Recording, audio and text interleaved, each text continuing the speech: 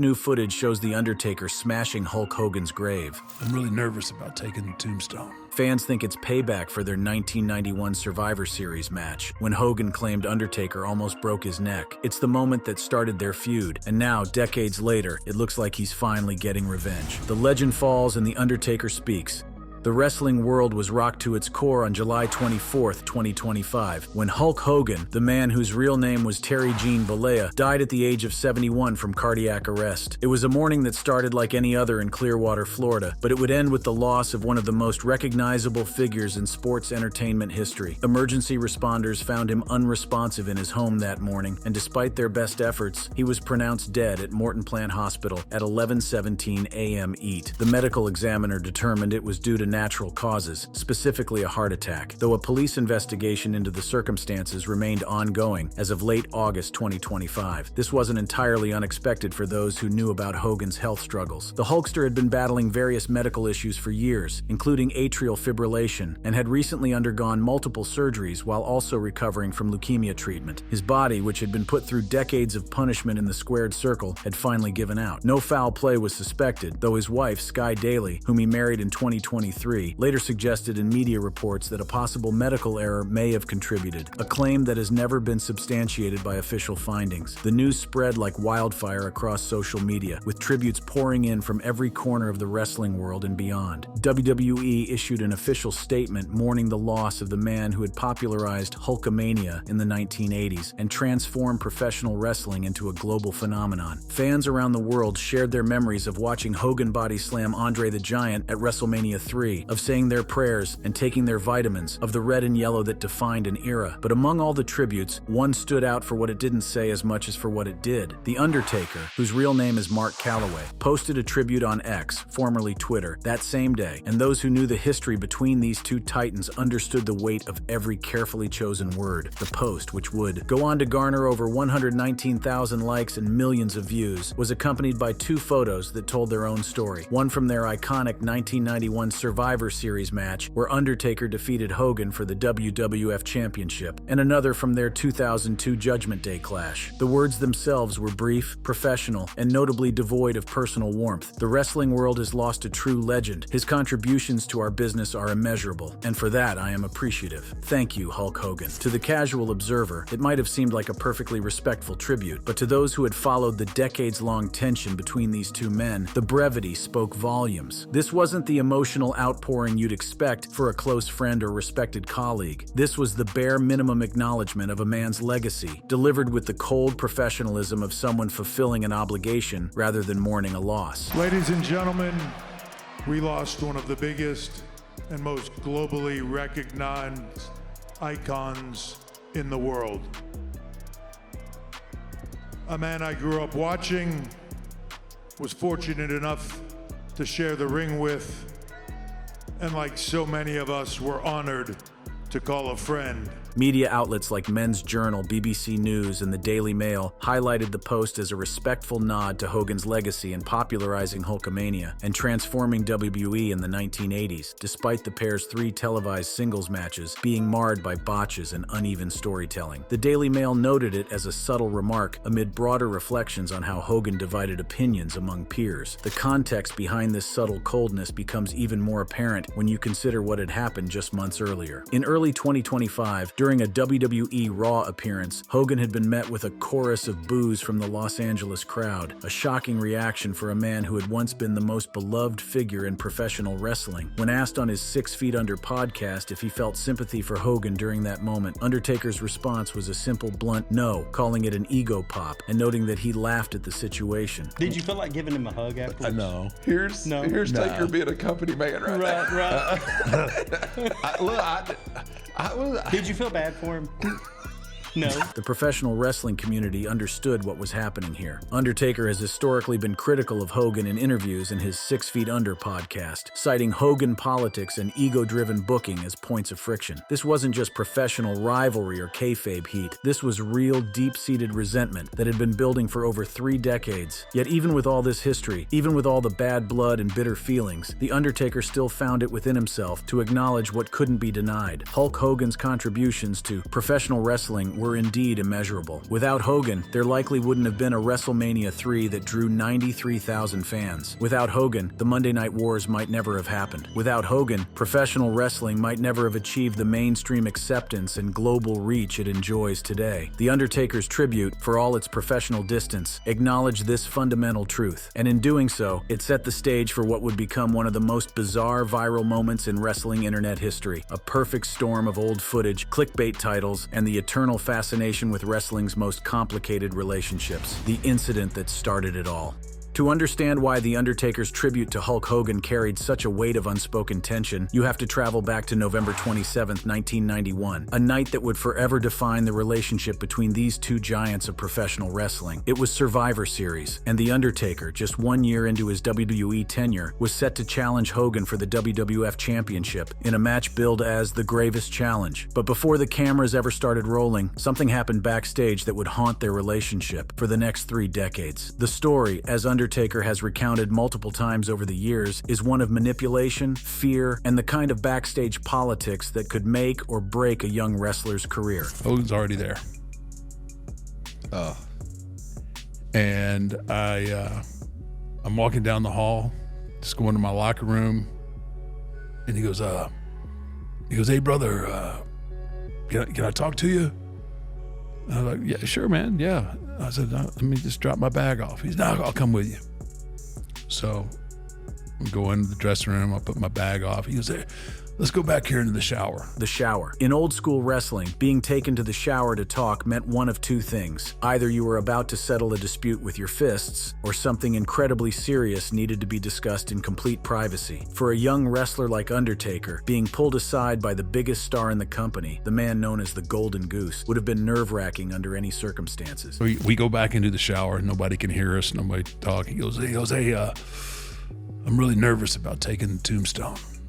I got this bad neck." Hogan, who had pre-existing neck problems from years of wear and tear in the ring, expressed serious concerns about taking the tombstone piledriver, Undertaker's devastating finishing move where the opponent is held upside down and driven headfirst toward the canvas. This was understandable. The move looks brutal, and even when executed perfectly, it requires absolute trust between both performers. And I was like, "Terry," I said, "Look, I promise you," I said, "I'll take great care of you. I don't need, you don't need to worry. I'll have you."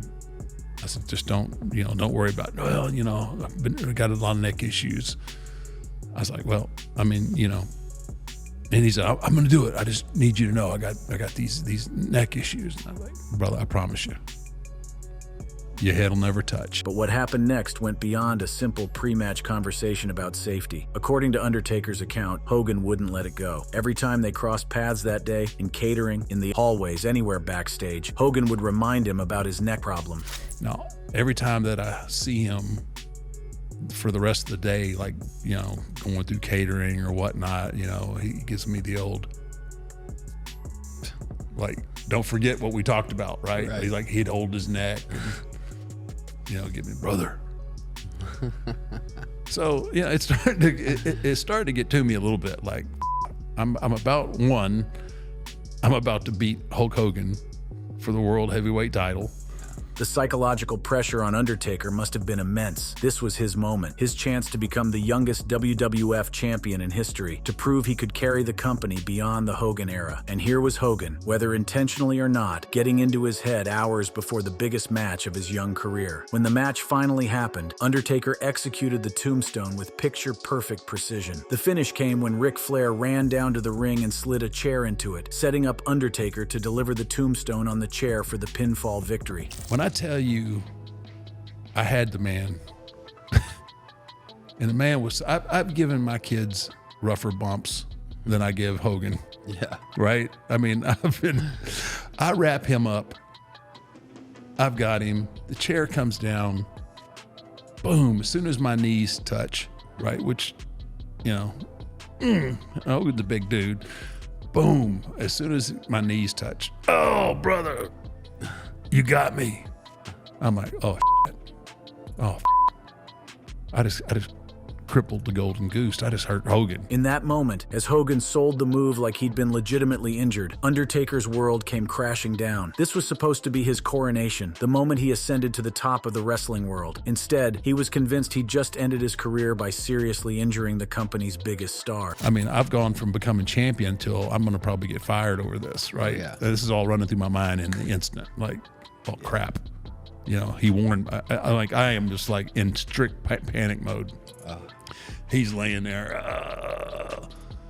Finally, he gets up and he leaves. What should have been a moment of triumph became a nightmare of guilt and fear. Undertaker was supposed to be having his championship moment, but as the character of The Undertaker, he couldn't even celebrate externally. The Undertaker wouldn't show emotion. Internally, though, he was preparing for the worst. Hogan's laid on the floor.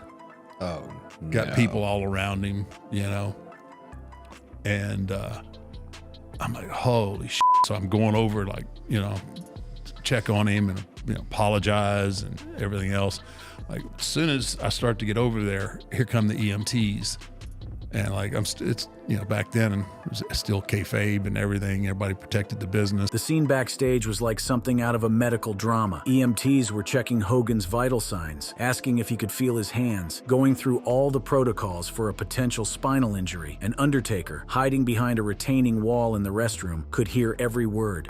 And, you know, I can hear the EMTs, you know, they're checking him out. And then all of a sudden I hear Hogan go, "Somebody get my wife and kids on the phone." I'm just like, oh. Anyway, they put him on the board, and then they put the board on the gurney.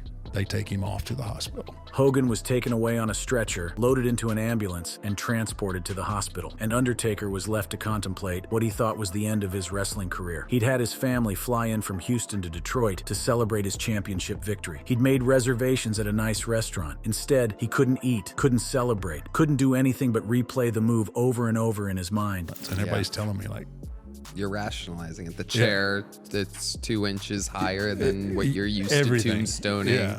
He must have clipped it. But everybody's coming up to You're me. probably replaying what you actually did to Coco Beware. Right. But everybody's coming. That's great. Yeah. Not again. Even Coco. Not again. Coco was probably at home rolling. See it, son of a bitch. No. So, but all the guys are coming up and saying, like, man, his head never touched. But here's where the story takes its most infuriating turn. In 1991, Undertaker didn't have the same accessibility to monitors and playback that wrestlers have today. It took a few days before he could actually watch the footage of the match, and when he finally did... So it took a few days before I actually got to see the footage. Mm-hmm. Sure enough, fucking head never touched. Right. Here you go, Tony. He was old school. Wow. You can see how far his head is from the chair. Wow. Yeah. Hogan's head never touched the canvas, not even close. The move had been executed perfectly, exactly as Undertaker had promised. And yet Hogan had sold it like a legitimate injury, had been taken away in an ambulance, had the entire locker room convinced that a serious accident had occurred. The aftermath was almost as bad as the incident itself. WWE quickly announced a rematch at This Tuesday in Texas, a hastily arranged pay-per-view just 6 days later, where Hogan would reclaim the championship. For Undertaker, what should have been the beginning of a long title reign had been cut short to just 6 days. But the real insult came when Undertaker finally confronted Hogan about what had happened. He goes, "Yeah, brother." I was like, I watched the footage back of that tombstone. He was like, "Yeah, brother, yeah." And I was like, "Your head never hit." He goes, "Oh yeah, brother. Well, what it was is that you had me so tight when you were protecting me, but you had me so tight that when I came down, like, I didn't have any room to move, and it wrenched my neck." And I'm like, at that moment right then, I knew. I said, okay. Like, what am I doing? I can't, I'm not gonna fight Hulk Hogan. That's definitely a red slip there, a pink slip. But it let me know everything that I needed to know at that time about about who he was as a person. Hogan's explanation that Undertaker had held him too tight and that had somehow injured his neck despite his head never touching the mat was the final confirmation Undertaker needed. This hadn't been an accident or a misunderstanding. This was, in Undertaker's view, classic Hogan politics, using his star power and influence to protect his spot at the expense of a younger wrestler's push. When the business finally speaks the truth.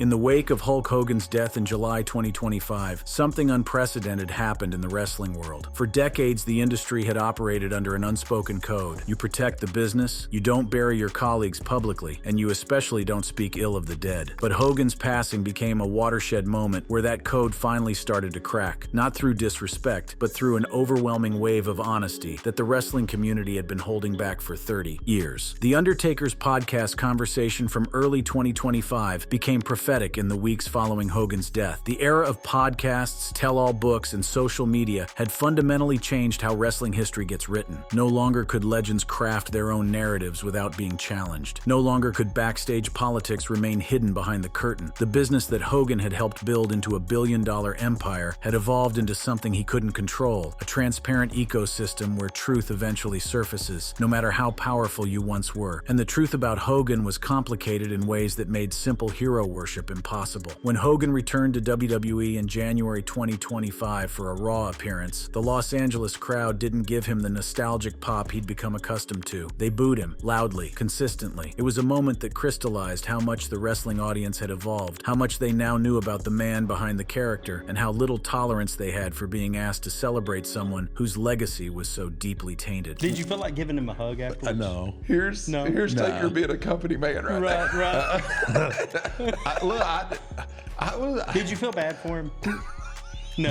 Undertaker's blunt response on his podcast wasn't cruelty, it was honesty. And it represented a broader shift happening across wrestling, where loyalty to the truth was finally trumping loyalty to protecting someone's carefully crafted image. The man who had spent his entire career being the ultimate company man, who had put the business above everything else, was drawing a line. There's protecting the business, and then there's protecting a lie. And he was done with the latter. But even amid this new era of transparency, the same impossible question remained. How do you reconcile someone's undeniable historical importance with their personal failings? This is where Undertaker's position becomes fascinating and, frankly, more mature than most of the discourse surrounding Hogan's death. He wasn't engaging in revisionist history. He wasn't pretending Hogan hadn't been instrumental in making wrestling what it became. The 1991 Survivor Series match, where Undertaker defeated Hogan for his first world title, was historically significant precisely because of who Hogan was. The fact that Hogan manipulated the situation afterward doesn't erase the importance of that moment in establishing Undertaker as a main event talent, but acknowledging someone's impact doesn't require lying about who they were. And that's the balance Undertaker struck, both in his podcast comments before Hogan's death and in his measured tribute afterward. He could say Mount Rushmore and immeasurable contributions, while also making it crystal clear that this wasn't a man he respected on a personal level, wasn't someone whose methods he admired, wasn't a friend he was mourning. The wrestling world watched this play out in real time, and it created a fascinating split in how different generations processed Hogan's death. Older fans, who had grown up during Hulkamania's peak and didn't have access to backstage stories, struggled to understand why the tributes weren't universally glowing. Why wasn't everyone celebrating this legend? Why did so many wrestlers seem to be holding back? But younger fans, raised in the podcast era where wrestlers routinely discussed Hogan politics and backstage manipulation, understood immediately. They'd heard the stories about wrestlers being held back because Hogan didn't want to lose his spot. They'd heard about racist remarks caught on tape. They'd heard about the gap between the character and the man. For them, the measured tributes weren't surprising. They were appropriate. Their 2002 matches, criticized at the time for being slow and botch-filled, now look different in retrospect. Undertaker wasn't just wrestling Hulk Hogan the character. He was working with a man he knew had nearly destroyed his career a decade earlier, whose ego had required constant management, whose politics had shaped the industry in ways both positive and destructive. Every stiff shot, every moment of visible frustration, every instance where the chemistry just wasn't there. It all made sense once you understood the full context. The funeral itself, held privately with arrangements made in Branson, Missouri, reportedly Hogan's favorite city, became another flashpoint for this cultural conversation. Some wrestlers attended, some sent flowers, some issued public statements, and some, like Undertaker, maintained their distance while still acknowledging the loss to the industry. But professional wrestling in 2025 had evolved past that. The industry that Hogan helped create had become something bigger than any one person could control, something wrestling that valued authenticity and transparency in ways the old guard never imagined. Wrestlers could now build their brands on being honest about backstage dynamics. Fans could educate themselves about the real stories behind the storylines. The curtain hadn't just been pulled back, it had been torn down entirely. And in this new landscape, Undertaker's approach made perfect sense. You don't have to pretend someone was a saint to acknowledge their importance. You don't have to lie about your personal experiences to recognize someone's professional impact. You can hold both truths simultaneously, that Hulk Hogan changed professional wrestling forever, and that he did it while hurting people along the way. The Undertaker helped usher in an era where wrestling's history would finally be told honestly, where legends would be held accountable even in death, where the business would value truth over mythology. Hogan built his empire during a time when image was everything. The glitz, the bright colors, the catchphrases, everything was about selling perfection to the fans. The Undertaker, on the other hand, thrived in mystery. He was built on fear, respect, and silence. Two legends who defined their eras in completely opposite ways. One loud, one quiet. And in 2025, that contrast feels like the perfect metaphor for how wrestling itself has changed. The fans who once cheered blindly now want context. They want receipts. They want the reality that lives behind the promos and pyro. When a new clip or confession surfaces, fans don't just watch it. They dissect it, timestamp it, archive it, turn it into evidence. The Undertaker, perhaps unknowingly, gave them exactly what they craved. Something real in a world that's always been scripted. In a way, that's what made the viral grave footage so powerful. It wasn't just shocking, it was symbolic. For years, fans were fed the myth of Hulkamania. Say your prayers, eat your vitamins, be loyal to your heroes. But that version of wrestling died a long time ago. What The Undertaker did wasn't just an act of destruction, it was an unmasking. And the timing couldn't have been more poetic. Hogan represented everything about the past, the control, the politics, the backstage manipulation. The Undertaker's generation represented the bridge between that and what wrestling is now, a hybrid of reality and performance where authenticity is the gimmick. The Undertaker's message, whether intentional or not, was clear. Truth is the new spectacle. For decades, wrestling blurred the line between fiction and reality to keep the fans guessing. Now the fans blur it themselves, piecing together facts, leaks, and memories. And maybe that's why the image of The Undertaker standing over Hogan's shattered gravestone hit so deep, it felt like the industry itself was burying its own mythology. So when people ask what this moment really means, maybe it's not about revenge at all. Maybe it's about evolution. Hulk Hogan will always be the face of wrestling's golden age, the man who made it mainstream, for better or worse. But The Undertaker, he's the face of its reckoning, the quiet, methodical force who made fans realize that even the greatest icons have shadows. In a business that once revolved around who could sell the story, The Undertaker has now proven that the only story worth selling is the truth, and that might just be his greatest legacy of all. That wraps up this video. For more interesting videos like this, check out the cards on your screen.